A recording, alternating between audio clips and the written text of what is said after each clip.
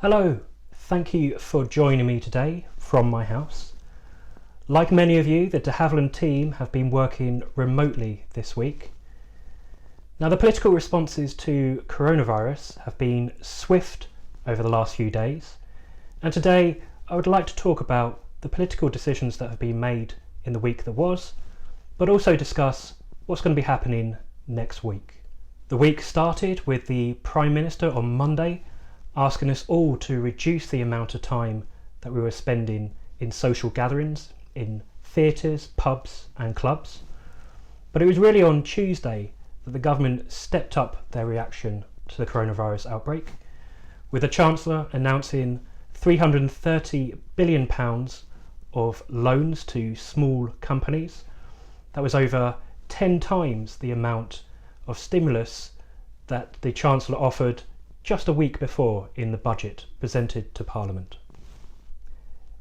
It should be remembered that this was less than a week since the Chancellor gave his budget to Parliament, but the size of the stimulus had grown by a magnitude of 11 times. Meanwhile, on Wednesday, the government announced that schools would be closing from Monday next week, except for children of key workers and vulnerable children. However, it was not clear exactly who those key workers would be and exactly what would be happening for young people about to take their GCSE and A-level exams in preparation of going to university. Some of these details have not been confirmed yet. Then on Thursday, the government published its emergency legislation. This is to complete all its stages in the House of Commons on Monday. This legislation allows the government to close ports and take other activities to protect the wider public. Now, these powers are limited to 2 years. Meanwhile, we also had the Bank of England yesterday cut interest rates to 0.1%, the lowest level ever. And today we're expecting the Chancellor to announce additional measures to support workers in the UK. This was different to the announcement that was made on Tuesday, which was focused on businesses.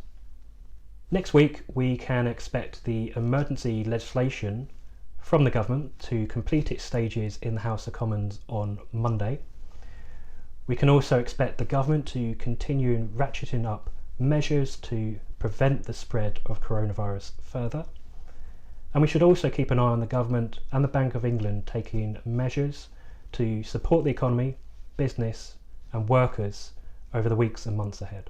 I know this is a time of great uncertainty and anxiety for many of you, but I did want to say that the team here at DeHavilland will do everything we can to support you in the weeks and months ahead.